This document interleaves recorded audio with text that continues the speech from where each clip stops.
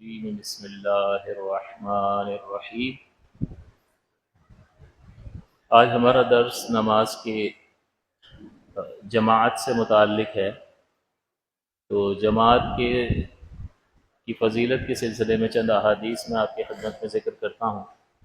نبی اکرم صلی اللہ علیہ وسلم نے ارشاد فرمایا کہ تنہا نماز پڑھنے سے جماعت کے ساتھ نماز ادا کرنا 27 درجے افضل ہے۔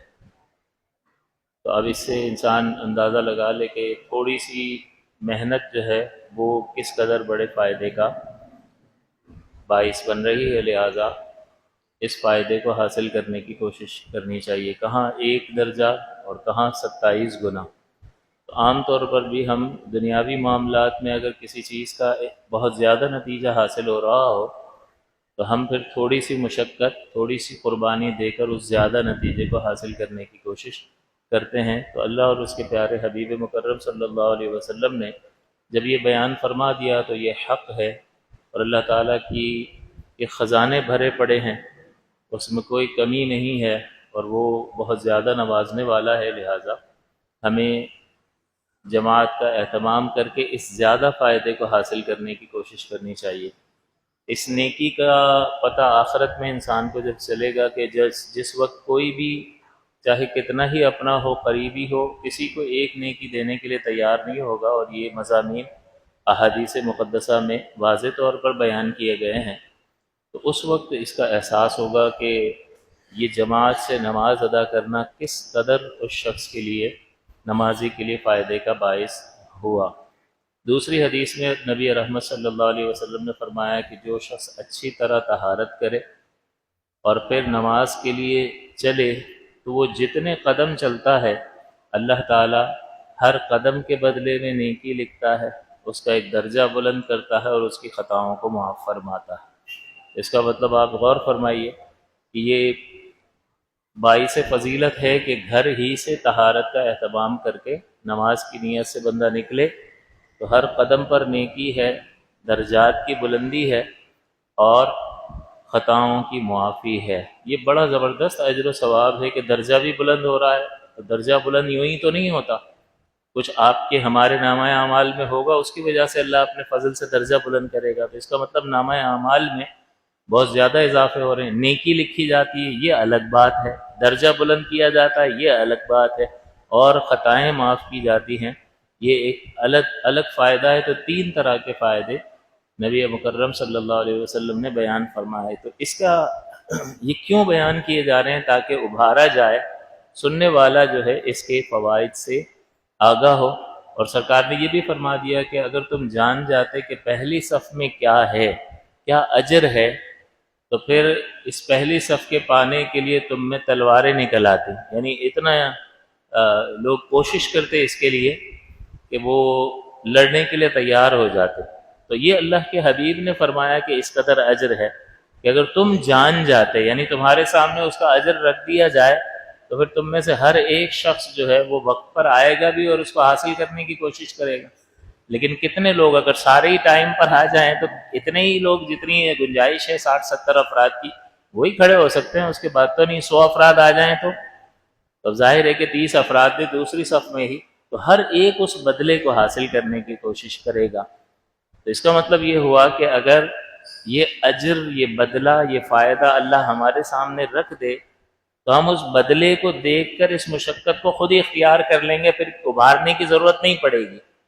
اب یہاں جو ہے ہماری نگاہوں سے اس بدلے کو چھپا دیا گیا اور فرمایا کہ ہم پہ بھروسہ کر لو، دینا تو ہم ہی نے ہے، ہم پہ بھروسہ کر لو کہ اگر ہم اتنا بدلہ اور اتنا اجر رکھا ہے کہ تم اگر دیکھ لو تو اس کے لیے تمہارے درمیان جو ہے وہ جنگ چھڑ جائے، تلواریں نکل آئیں اور ہر ایک اپنا پورا زور لگائے سب کو حاصل کرنے کے لیے۔ تو یہ ایک ایمانی تقاضا ہے کہ اللہ اور اس کے رسول کے فرمان پر، ان کی باتوں پر، ان کے بیانات پر جس کو جس درجے میں کمال یقین ہوگا، وہ یقین جو ہے اس کو ضرور عمل پر ابھارے گا۔ لہٰذا ہم نے اس بات کی کوشش کرنی چاہیے۔ ایک اور حدیث میں حضور نے اسی طرح فرمایا کہ جس نے کامل وضو کیا، یعنی کامل وضو سے مراد یہ ہے کہ تمام سنتوں کا بھی لحاظ رکھا اور ہر طریقے سے وضو کو کمال پر پہنچایا، پھر نماز فرض کے لیے چلا اور امام کے ساتھ نماز پڑھی تو اس کے گناہ بخش دیے جاتے ہیں۔ اگرچہ اس سے صغائر مراد ہیں کہ کبائر تو توبہ سے معاف ہوں گے، لیکن صغیرہ گناہوں کو معاف ہو جانا بھی یہ اللہ تبارک و تعالیٰ کا بہت بڑا فضل اور اس کا انعام ہے، لہٰذا اس انعام کو حاصل کرنے کی کوشش کرنی چاہیے۔ آخرت میں یہ چھوٹے چھوٹے گناہ بھی پہاڑ کی مثل ہو جائیں گے اور انسان اس کا بوجھ سہار نہیں سکے گا، تو اس لیے اگر ان چھوٹی چھوٹی مشقتوں سے یہ بوجھ اگر اتر جاتا ہے تو ہمیں کوشش کرنی چاہیے کہ ہم اس فضیلت کو ضرور حاصل کر لیں۔ مزید ایک حدیث میں رحمت کونین صلی اللہ علیہ وسلم نے فرمایا کہ اگر یہ نماز سے جماعت سے پیچھے رہ جانے والا جانتا کہ اس جماعت میں کیا ہے تو گھسٹتا ہوا جماعت کے لیے حاضر ہوتا۔ وہی والی بات کہ اس کے سامنے وہ اجر رکھ دیں گے نا، وہ بدلہ رکھ دیں گے، تو اس بدلے کو دیکھ کر یہ اتنی کوشش کر لے گا کہ چلنے کی ہمت نہیں ہے، آزا سلامت نہیں ہے، گھسٹ کر آ جائے گا۔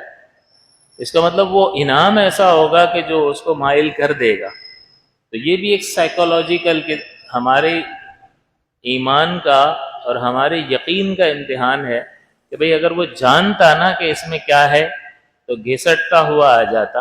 اس کا مطلب اگر اللہ اس انعام کو ہمارے سامنے رکھ دے تو ہم یہی فیصلہ کریں گے کہ کچھ بھی ہو جائے، آندھی آئے، طوفان آئے، جماعت نہیں چھوٹے گی۔ اس کا مطلب ہمیں اپنی نگاہوں پہ بڑا اعتقاد اور یقین ہے کہ وہ بدلہ دیکھ لیں تو حاضر ہو جائیں، لیکن اللہ فرمائے، اس کا پیارا رسول صلی اللہ علیہ وسلم فرمائے تو اس پر یقین کر کے حاضر ہونا ہی ایمان کے کامل ہونے کی علامت اور دلیل ہے، لہٰذا کوشش کرنی چاہیے۔ اسی طرح سرکار فرماتے ہیں کہ جس نے اللہ تعالیٰ کے لیے 40 دن باجماعت نماز ادا کی اور عشاء کی جماعت جو ہے اس کی تکبیر اولیٰ فوت نہ ہوئی تو اللہ تعالیٰ اس کے لیے دوزخ سے آزادی لکھ دیتا ہے۔ اور اس میں 40 کا عدد کی جو شارحین نے وضاحت فرمائی وہ اس لیے فرمائی کہ یہ 40 ایک ایسا عدد ہے کہ اگر کسی عمل پر 40 دن تسلسل کیا جائے تو یہ 40 کا عدد ایسا ہے کہ جس کی وجہ سے استقامت انسان کو حاصل ہو جاتی ہے اور وہ اس کی دائمی عادت بن جاتا ہے اور پھر وہ اس کی عادت سے وہ چیز نکلتی نہیں ہے۔ اس لیے یہ فرمایا کہ جو 40 برس کا ہو گیا نا اس کی عادت پختہ ہو جاتی ہے۔ اگر اچھے کام کرنے کی عادت ہے تو اب اچھے کام کرنے کی عادت پختہ ہو جائے گی، اور اگر برائی کی عادت ہے تو برائی کی عادت پختہ ہو جاتی ہے، اور پھر اس کے لیے برائی کو چھوڑنا مشکل ہو جاتا ہے نسبتاً دوسرے شخص کے۔ اللہ جسے چاہے جس پر چاہے کرم فرما دے، نگاہ عنایت فرمائے دے، وہ الگ بات ہے، لیکن 40 کا عدد ایک ایسا ہے کہ وہ عادت کو پختہ کر دینے والا ہے۔ تو لہٰذا فرمایا کہ 40 دن تک جس نے اس طرح سے کیا، باجماعت نماز ادا کی، تکبیر اولیٰ فوت نہیں ہوئی، تو اللہ تعالیٰ اس کے لیے جہنم سے آزادی لکھ دیتا ہے۔ اور اس میں یہ بھی فرمایا کہ 2 چیزوں سے آزادی لکھ دیتا ہے، ایک جہنم سے، ایک آگ سے آزادی لکھ دیتا ہے، دوسری نفاق سے آزادی لکھ دیتا ہے، منافقت سے آزادی لکھ دیتا ہے، یعنی وہ دل میں بھی مسلمان ہے اور اس کے طرز عمل سے بھی مسلمان ہونا ظاہر ہوتا ہے۔ تو اس فضیلت کو ضرور ہمیں حاصل کرنے کی کوشش کرنی چاہیے، بلکہ لازم اور ضروری ہے۔ ابھی میں حکم شرع بیان کروں گا تو آپ کو پتہ چل جائے گا کہ جماعت کا شرعی حکم کیا ہے۔ یہ لزوم ہے، لہٰذا اس کو کرنا تو ہے، لیکن حضور نے جو ترغیب ارشاد فرمائی ہے وہ ترغیبات بھی ایسی ہیں اور وہ اجر و ثواب بھی ایسا ہے کہ جس کے بیان کے بعد انسان کو چاہیے کہ اس کے اجر میں، اس ثواب میں غور و تفکر کرے اور اسے حاصل کرنے کی کوشش کرے۔ ابھی دم نکل جائے گا تو ہم اپنی قبر میں ہوں گے، پھر کون سی چیز ہمیں نفع دے رہی ہوگی؟ یہی اللہ تبارک و تعالیٰ کا رحم، اس کا فضل، اس کی عنایت، اس کے حبیب مکرم صلی اللہ علیہ وسلم کی پاکیزہ اور مبارک سیرت پر عمل کرنا اور ان کے دہن مقدس سے نکلے ہوئے پاکیزہ کلمات کو اہمیت دیتے ہوئے اپنی زندگی میں اس کو جگہ دینا، یہی کام آئے گا، باقی کچھ بھی نہیں ہے، باقی کچھ بھی نہیں ہے، سب دھوکہ اور سراب ہے۔ جگہ جگہ اللہ تعالیٰ نے فرمایا کہ یہ متاع الغرور ہے، یہ دھوکے کی جگہ ہے دنیا۔ جمعے میں بھی بیان کیا تھا، الدنیا تغر و تضر و تمر، دنیا تغر دھوکہ دیتی ہے، تضر پھر نقصان پہنچا دیتی ہے، و تمر اور پھر بھاگ جاتی ہے۔ یعنی پیچھے نقصان پہنچانے کے بعد کھڑی نہیں رہتی، بلکہ اس کا کام ہی ہے کہ وہ دھوکہ دے کے بھاگ جاتی ہے۔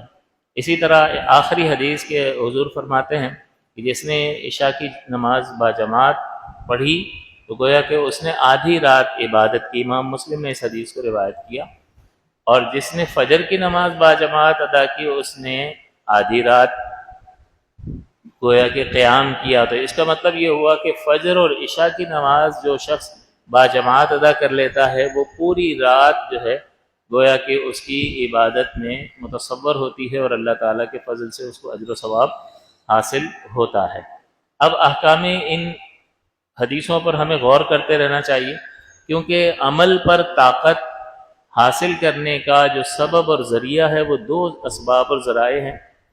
ایک تو اللہ کا خوف تو ہے ہی، آخرت کی فکر تو ہے ہی، لیکن جو اجر و ثواب کسی چیز کا بیان کیا گیا اس کو بار بار اس کا مطالعہ کرنا، تاکہ رغبت پیدا ہو، اور کسی چیز، کسی فرمان کو، کسی عمل کو جو لازم کیا گیا اس کو ترک کرنے کے سلسلے میں جو وعیدیں بیان کی گئی ہیں ان وعیدوں کو مطالعہ کرنا جو ہے کہ یہ اس سے نقصان ہوگا اور یہ عذاب ہو سکتا ہے، اس کا بار بار مطالعہ کرنا انسان کو خوف میں مبتلا کرتا ہے۔ اور جگہ جگہ واتقوا اللہ واتقوا اللہ واتقوا اللہ قرآن عظیم میں ذکر ہوا کہ اللہ سے ڈرو، تو اللہ سے ڈرنے کا تصور اور معنی یہی ہے کہ اس کی کوئی ذات، وہ جسم تو ہے نہیں کہ اس کی ذات سے ڈرا جائے۔ اللہ سے ڈرنے کا مطلب یہ ہے کہ اللہ تعالیٰ کے عذاب سے اور اس کے غضب سے انسان ڈرے، اور پھر ایسے کاموں سے اپنے آپ کو بچائے جس کی وجہ سے اللہ تعالیٰ کے غضب میں وہ گرفتار ہو جائے۔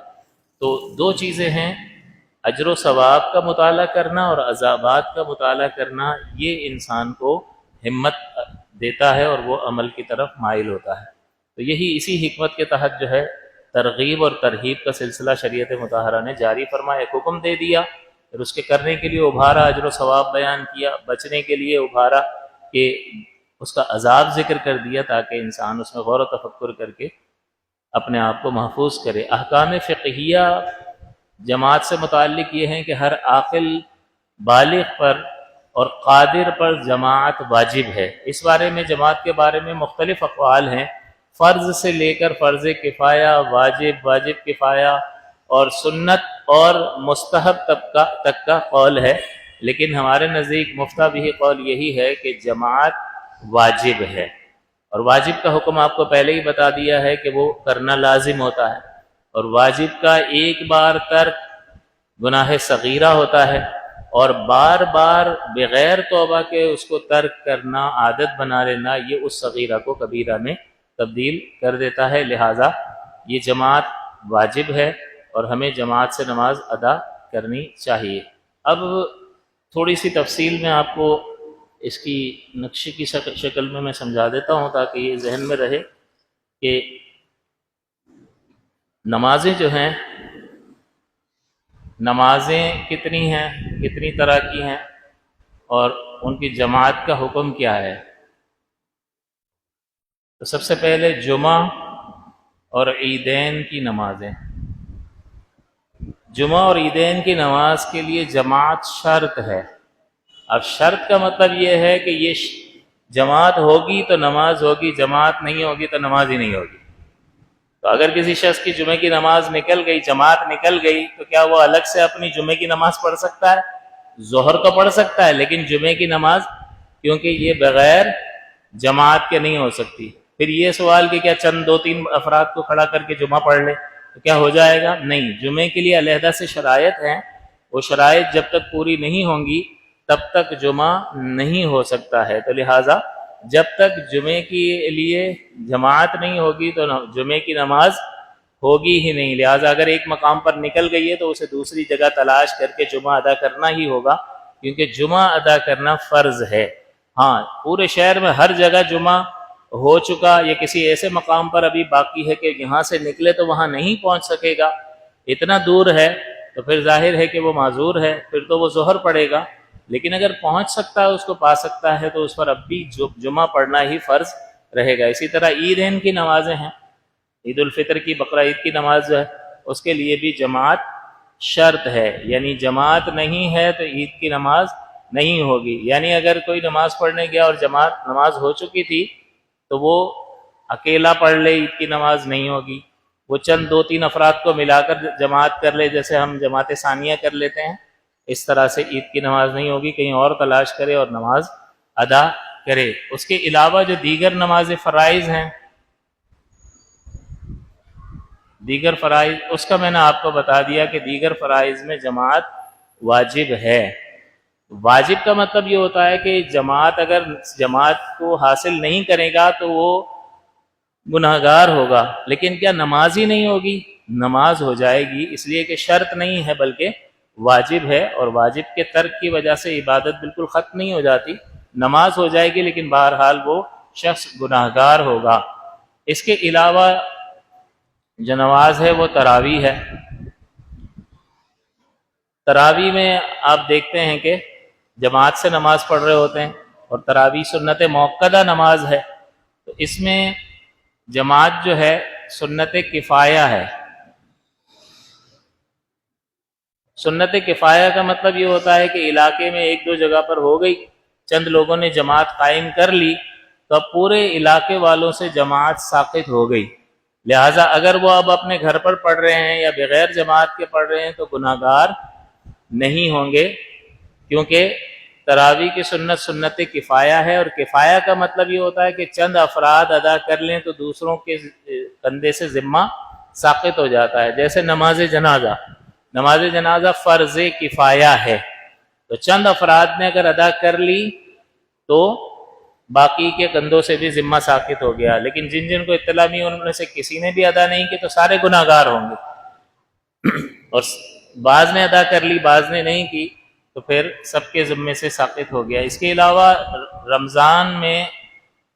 رمضان کے وتر کی نماز، اس کی جماعت مستحب ہوتی ہے، اس کا حکم ہے کہ وہ مستحب ہے، اور مستحب کا آپ کو بتایا ہے کہ مستحب کا مطلب یہ ہوتا ہے کریں گے تو اچھا ہے، اجر ملے گا، اور نہیں کریں گے تو شریعت لازم نہیں کرتی، آپ پر گرفت نہیں کرتی، لہٰذا اس کا نتیجہ کیا نکلے گا کہ ایک شخص نے جماعت سے عشاء کی نماز پڑھی ہے، اس کے بعد تراویح پڑھی ہے، پھر اس کو کہیں جانا ہے، وہ چلا گیا اور بعد میں اس نے گھر جا کے بعد میں اپنا کام کرنے کے بعد وتر کی نماز ادا کی تو اس کی وتر کی نماز ہو گئی یا نہیں ہوئی؟ اب کیا کہیں گے کیا چھوٹا ہے؟ جماعت چھوٹی ہے، کیا لازم تھی؟ نہیں، مستحب تھی، اگر جماعت سے پڑھ لیتا فائدہ ہوتا، نہیں جماعت سے پڑھا تو کوئی مسئلہ نہیں ہے، اس کی نماز ہو گئی۔ اس کے بعد آتا ہے رمضان کے علاوہ وتر کی نماز، اس کو اگر جماعت سے پڑھیں گے تو یہ تداعی کے ساتھ مکروہ ہوتی ہے۔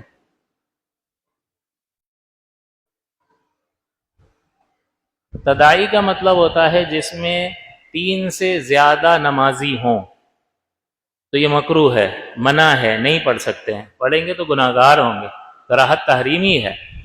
یعنی رمضان کے علاوہ، اب رمضان میں تو وتر پڑھ رہے ہیں مستحب ہے، لیکن رمضان کے علاوہ کوئی سوال کرے کہ بھئی وتر جماعت سے پڑھ سکتے ہیں تو 1-2 بندے پڑھ لیں تو کوئی مسئلہ نہیں ہے، لیکن 3 سے زیادہ یعنی 4 یا اس سے زیادہ پیچھے نمازی ہوں گے تو یہ وتر کی نماز رمضان کے علاوہ جماعت سے پڑھنا مکروہ ہوتا ہے۔ کوئی یہ کہے کہ یار رمضان میں کتنا مزہ آتا تھا، آپ وتر بھی جو ہے نا ہمیشہ جماعت سے ہی پڑھا کریں گے تو اس کے لیے کیا حکم ہے کہ نہیں پڑھ سکتے۔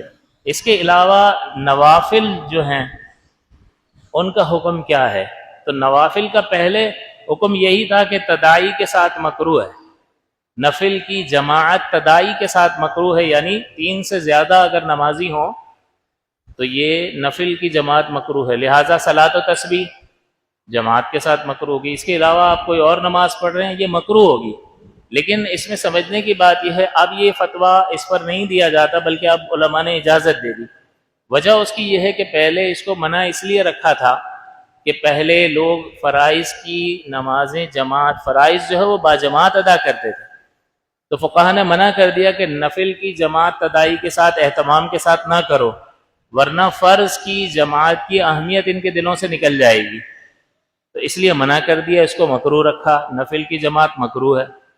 لیکن اب یہ دور آ گیا کہ فرض جماعت کی اہمیت لوگوں کے دلوں سے نکل گئی اور وہ مسجدوں میں نہیں آتے ہیں، کم آتے ہیں، گھروں پہ پڑھ رہے ہوتے ہیں یا کچھ بھی کسی بھی طرح پڑھتے ہی نہیں ہیں، یا پڑھتے ہیں تو گھروں پہ اور مسجد میں کم لوگ آتے ہیں۔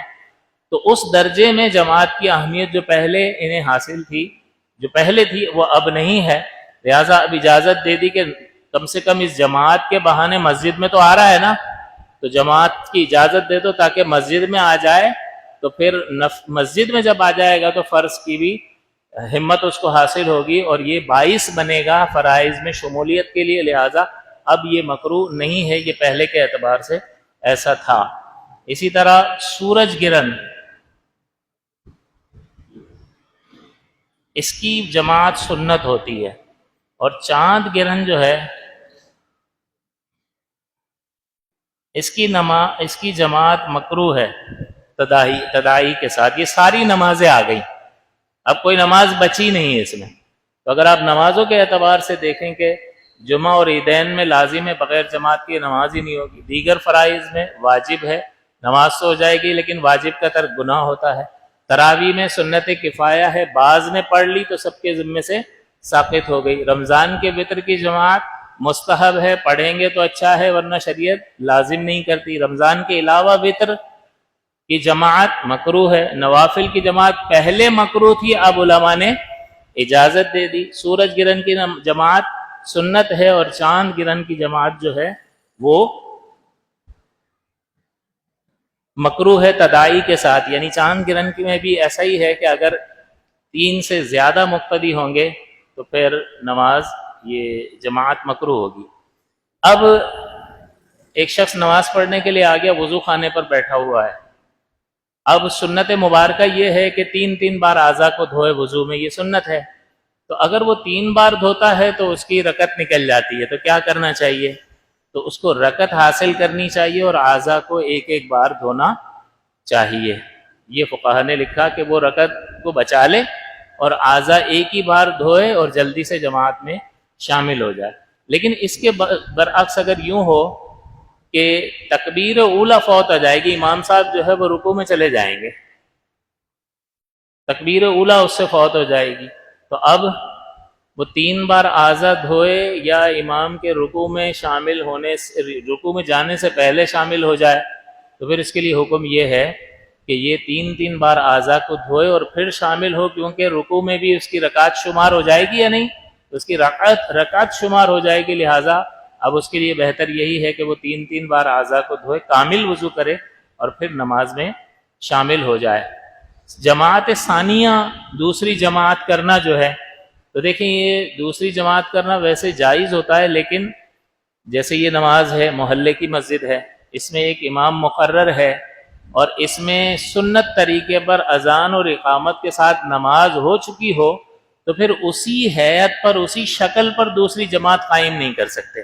جیسے ابھی یہاں پر سنت طریقے پر نماز قائم ہوئی یا نہیں ہوئی، اذان ہوئی، باقاعدہ اقامت ہوئی، جماعت قائم ہوگی۔ اب کوئی آ جائے اور دوسری اذان دے اور اذان اور اقامت کے ساتھ اسی شکل پر جماعت قائم کرے تو یہ جائز نہیں ہے، مکروہ تحریمی ہے۔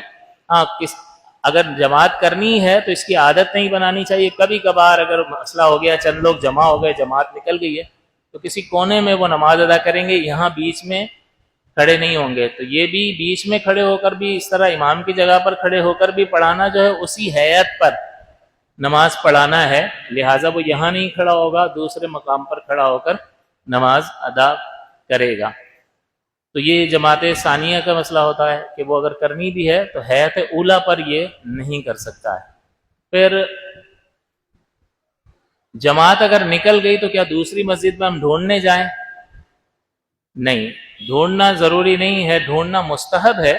اگر آپ ڈھونڈیں گے اور مل جائے گی تو آپ کے لیے ثواب ہے، لیکن ڈھونڈنا شریعت لازم اور ضروری قرار نہیں دیتی ہے۔ جماعت چھوڑ سکتے ہیں کسی بھی وجہ سے، تو ہاں، شدید حاجت اور عذر اور حرج کی وجہ سے جماعت چھوڑی جا سکتی ہے۔ جیسے شدید بھوک لگی ہو اور نماز قائم ہو رہی ہو، تو یہ حدیث میں بھی آیا کہ پہلے کھانا عشاء ثم العشاء، حضور نے فرمایا عشاء رات کے کھانے کو کہتے ہیں، تو پہلے عشاء ہے اور پھر عشاء ہے، اس لیے کہ وہ اس کو بھوک لگی ہوگی تو بار بار اس کی توجہ وہ کھانے ہی کی طرف جائے گی تو وہ خشوع و خضوع پیدا نہیں ہوگا. تو حضور نے فرمایا کہ پہلے وہ کھانا کھا لے اور پھر نماز ادا کرے. اسی طرح شدید بارش ہو رہی ہو اور نقصان پہنچنے کا اندیشہ اور راستے بند ہوں تو یہ بھی عذر ہے. دشمن کا خوف ہو، اسی طرح سے کسی جانور کا خوف ہو، تو یہ سارے آزار جو ہیں وہ جماعت کے ترک کے آزار ہو سکتے ہیں. گھر میں اگر صرف عورتیں ہوں تو کیا مرد ان کی جماعت کروا سکتا ہے؟ پیچھے صرف عورتیں ہی عورتیں ہیں، آگے اکیلا مرد ہے. ویسے تو سرکار دو عالم صلی اللہ علیہ وسلم کے دور مبارک میں اس طرح ہوتا تھا کہ پہلی صف میں مرد حضرات شروع کی صفوں میں، پھر ان کے بعد مردوں کے بعد بالغوں کے بعد بچوں کی صف بنتی تھی اور پھر عورتوں کی صف بنا کرتی تھی. یہ طریقہ کار تھا. تو عورتیں آتی تھی مساجد میں نماز پڑھنے کے لیے. پھر حضرت عمر نے فتنے کو ملاحظہ فرمایا اور عورتوں کو مسجد میں آنے سے منع فرما دیا. تو مرد جماعت کرواتا ہے اور عورتیں جماعت میں شامل ہوتی ہیں تو ان کی نماز تو ہو جاتی ہے.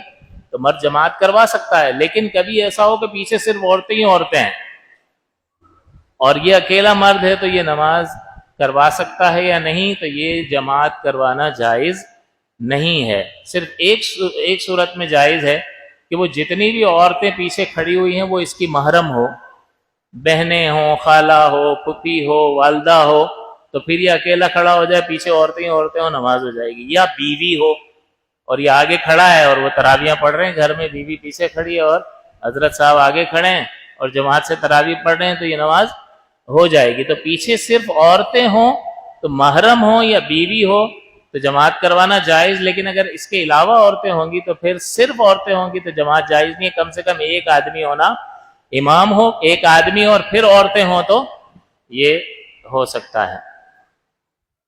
اکیلا ایک شخص نماز پڑھ رہا ہے اور اس کے ساتھ یعنی دو افراد ہیں اور ان کو جماعت کرنی ہے، تو دوسرا شخص کہاں پر کھڑا ہو؟ ایک شخص جو ہے وہ صحابی رسول صلی اللہ علیہ وسلم مسجد میں تشریف لائے نماز ادا کرنے کے لیے، تو دیکھا کہ جماعت ہو چکی ہے. تو حضور نے فرمایا تم نے نماز پڑھی؟ فرمایا میں نے نہیں پڑھی حضور. تو حضور نے فرمایا کون ہے تم میں سے جو اپنے بھائی پر صدقہ کرے، یعنی اس کے ساتھ شامل ہو جائے اور دونوں جماعت سے پڑھ لو. تو صدیق اکبر رضی اللہ تعالیٰ عنہ کھڑے ہوئے اور ان کے ساتھ ان کے پیچھے نفل نماز ادا کی، کیونکہ آپ نے فرض پڑھ لی تھی اور اس نے فرض پڑھنی تھی، تو فرض والے کے پیچھے نفل والا اقتدا کر سکتا ہے. تو ان دونوں نے جماعت سے ادا کر لی. تو یعنی حضور نے یہ ترغیب دی کہ بس دو بھی ہونا تو جماعت کی عادت بناؤ. تو اگر دو بندے ہوں تو دوسرا بندہ جو ہے امام کے پیچھے نہیں کھڑا ہوگا، یہ مکروہ ہے، بلکہ امام کے ساتھ کھڑا ہوگا سیدھے ہاتھ کی طرف، اور یہ دونوں نماز پڑھیں گے. بس اس کے پیر جو ہیں وہ امام کے پیر سے پیچھے ہونے چاہیے، باقی وہ امام کے ساتھ ہی کھڑا ہوگا. اگر دو نمازی ہوں تو چاہیے کہ پیچھے کھڑے ہوں دونوں، لیکن اگر وہ دونوں ساتھ میں کھڑے ہو گئے تو یہ مکروہ تنزیہی ہوتا ہے. اور مکروہ تنزیہی ہلکا مکروہ ہوتا ہے جس میں اتنا بڑا مسئلہ نہیں ہوتا، نماز ہو جائے گی. لیکن اگر تین مقتدی ہوں تو لازم ہے کہ وہ پیچھے کھڑے ہوں گے. اگر وہ ساتھ کھڑے ہو گئے تو نماز مکروہ تحریمی ہوگی. تو اگر اکیلا مقتدی ہے ساتھ کھڑا ہوگا، اس کو ساتھ ہی کھڑا ہونا چاہیے، پیچھے نہیں کھڑا ہو سکتا.